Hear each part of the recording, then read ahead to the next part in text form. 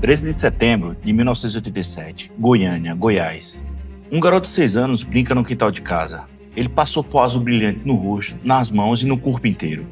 Achava bonito, parecia purpurina mágica e brilhava no escuro. A mãe riu, tirou foto e 15 dias depois esse garoto partiu dessa pra melhor.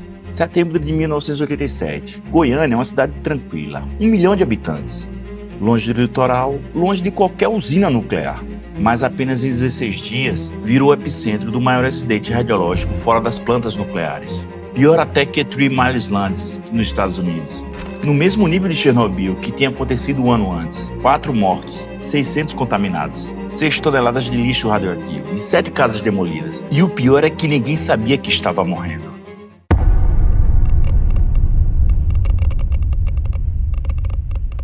Hoje você vai descobrir como um aparelho médico abandonado virou uma bomba radioativa. Por que pessoas comeram radiação achando que era doce? E por que esse desastre nunca deveria ter acontecido? E por que essa história o Brasil tentou esquecer?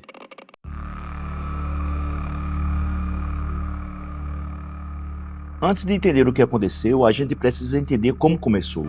E tudo começa com um hospital abandonado, coisa comum no Brasil. 1971, Rua 57, centro de Goiânia. IGR, Instituto Goiano de Radioterapia, uma clínica particular de radioterapia. Lá era o local onde faziam tratamentos de câncer. E nesse lugar tinha um equipamento muito perigoso, uma unidade de teleterapia Cesano 3000B. Esse aparelho era usado para tratar câncer. Dentro dele havia uma cápsula de ácido inoxidável. E dentro dessa cápsula, 19,26 gramas de cloreto de césio-137.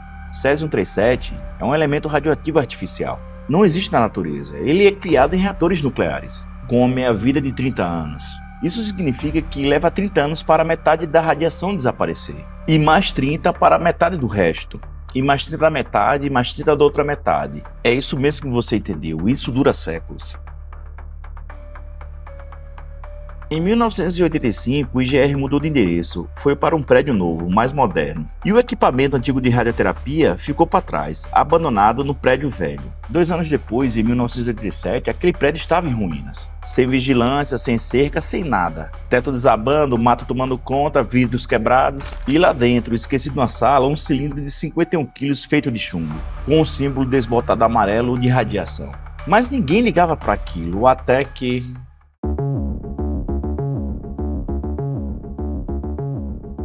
13 de setembro, domingo, final de tarde, Roberto Santos Alves, 22 anos, e Wagner Mota Pereira, 19 anos, entram no prédio abandonado.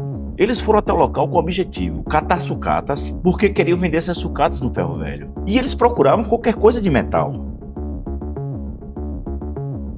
Eles encontraram um equipamento de radioterapia, grande, pesado e cheio de metal. Eles pensaram que isso deveria valer muito dinheiro e começaram a desmontar instantaneamente. O cilindro era pesado, 51 quilos de chumbo. Eles passam hora desmontando, suando, tentando abrir.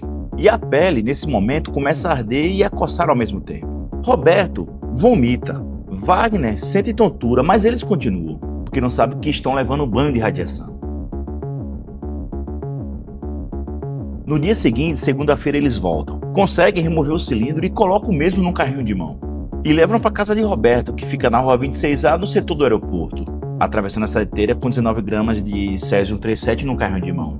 Por dias, Roberto tenta abrir o cilindro, usa a marreta, chave de fenda, tudo que encontra, até que, crack! A cápsula se rompe e ele vê algo incrível. Um pó branco azul brilhante, que brilha no escuro, como se tivesse luz própria. Roberto fica hipnotizado e acha aquilo a coisa mais linda que ele já viu. De repente, aparecem os sintomas: diarreia intensa, vômitos, queimadura na pele, tonturas e feridas que não cicatrizam. Mas ele não conecta os pontos. Acha que é gripe, intoxicação alimentar ou alguma virose, mas nunca imagina que está morrendo de dentro para fora. 18 de setembro, Roberto vende a sucata. Devaí Ferreira, dono de um ferro velho na mesma rua 26A, é quem compra. Devaí paga equivalente a uns 3 mil cruzados. Equivalente hoje a R$30. Leva o material para casa e comete o pior erro possível. Devaí fica fascinado com o pó azul brilhante. Convida amigos, vizinhos e familiares para ver, achando aquilo a coisa mais linda brilhando no escuro. As pessoas tocam, passam na pele e levam para casa. Uma mulher passa no corpo inteiro da sua filha de 6 anos. Ivo, irmão de Devair, leva um pedaço para casa e dá para o seu filho de 6 anos brincar. O menino brinca com aquilo e come até um pedaço, dizendo ele que parecia ter açúcar.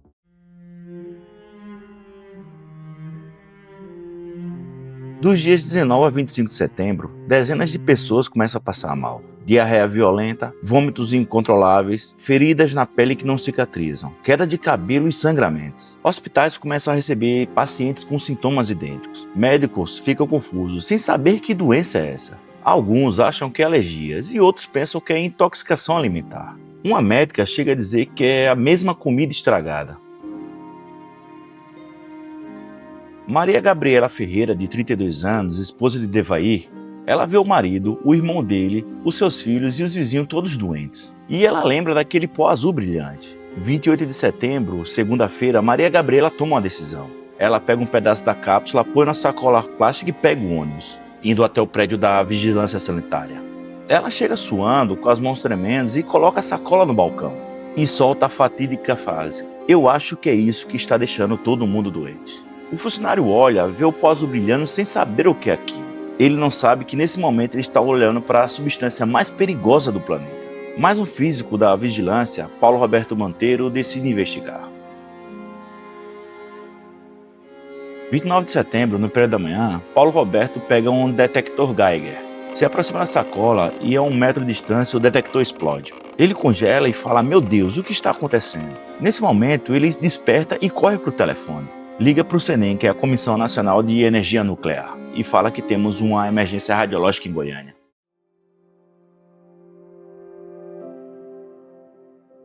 A equipe chega a Brasília, físicos nucleares, médicos especializados, equipamento de detecção, trajes de proteção.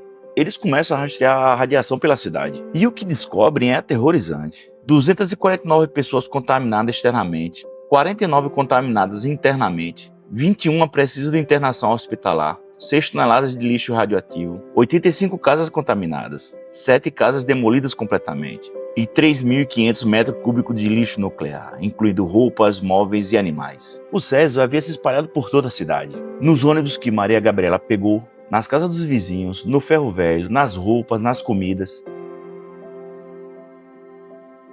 A menina que comeu o pó azul absorveu 6 grays de radiação, onde a dose letal é entre 4 e 5. Ela havia ingerido mais que o suficiente para partir dessa para melhor. Adilson Alves, de 18 anos, ajudou a desmontar o equipamento e ele acabou absorvendo 7 grays, e seu corpo foi literalmente se desintegrando. Maria Gabriela, a heroína, ironicamente a mulher que salvou a cidade, foi uma das mais contaminadas. Absorveu entre 5 e 7 grays porque segurou a cápsula com suas mãos sem proteção adequada. Centenas de pessoas foram levadas para o Estádio Olímpico, isolamento total e médicos vestidos de traje espacial. Família chorando, crianças assustadas, era como se fosse uma cena de filme apocalíptico. Mas era real e estava acontecendo no Brasil.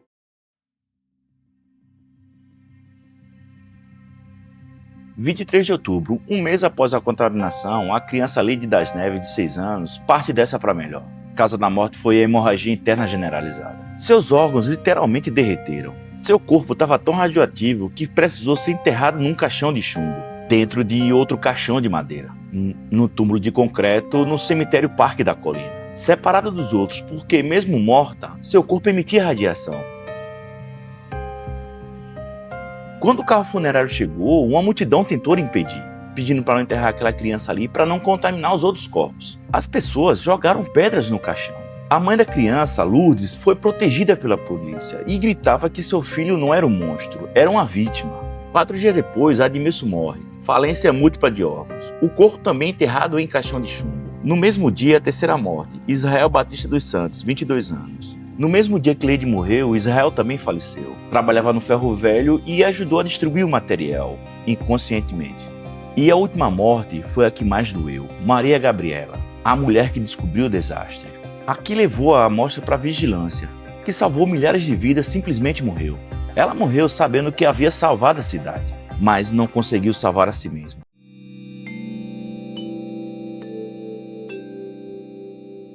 Depois do acidente, as vítimas receberam rejeição total. Ninguém queria chegar perto delas. Produtos de Goiânia eram rejeitados em outros estados. As pessoas não compravam nada fabricado em Goiânia achando que aquilo estava contaminado. Os hotéis recusavam o turista goiano. Os ônibus não paravam para pegar passageiro de Goiás. O agricultor teve a plantação inteira queimada por vizinhos. Crianças não podiam ir para a escola.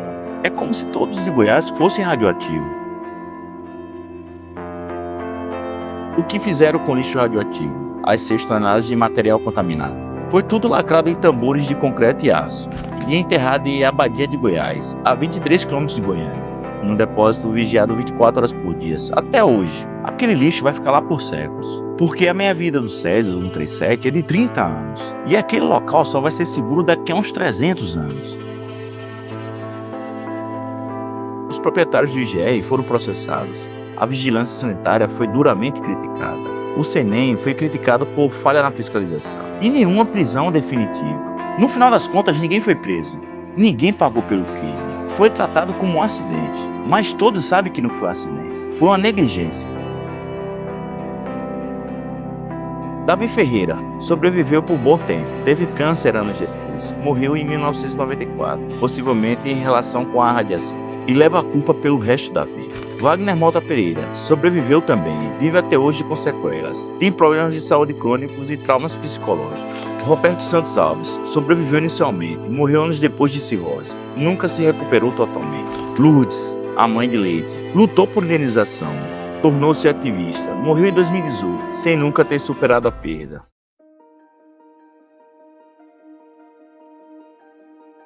Lei 7.781 de 1989, que regulamenta transporte de material radioativo. Fiscalização mais rigorosa do CENEM. Protocolo Nacional para Acidentes Radiológicos. Treinamento de equipe de respostas. E 13 de setembro é o Dia Nacional da Luta pelos Direitos da Vítima do Césio 137. Mas o Brasil ainda tem centenas de fontes radioativas abandonadas. Hospitais fecham e deixam equipamentos abandonados para trás. No Brasil inteiro, falta depósitos adequados. E a educação sobre a radiação ainda é zero.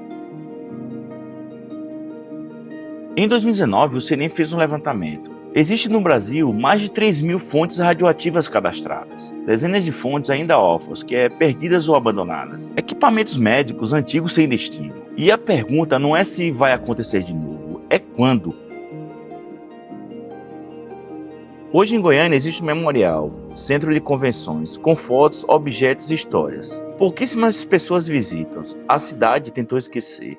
Mas as vítimas nunca conseguiram. 13 de setembro de 1987, 2 catadores de sucatas entram num prédio abandonado e mudaram a história do Brasil para sempre. 4 mortos, centenas de vidas arruinadas, uma cidade estigmatizada. E tudo por negligência, porque alguém abandonou 19 gramas de morte num prédio vazio, porque não havia fiscalização e porque ninguém se importou. Lady das Neves tinha 6 anos. Ela não sabia o que era radiação. Ela só via um pó bonito que brilhava e brincou. 15 dias depois, estava morta, enterrada num caixão de chumbo, porque nem morta seu corpo era seguro. Maria Gabriela salvou milhares de pessoas e morreu fazendo isso. Ela é uma heroína, mas o Brasil esqueceu o nome dela. Esse acidente nunca deveria ter acontecido. E pode acontecer de novo, porque ainda existem fontes radioativas abandonadas. Ainda existem prédios sem fiscalização. Ainda existe negligência. E a pergunta que fica é, quando vamos aprender? Você sabia dessa história? Comente aí, curte o vídeo e se inscreve no canal, porque histórias como essas não podem ser esquecidas. E até a próxima.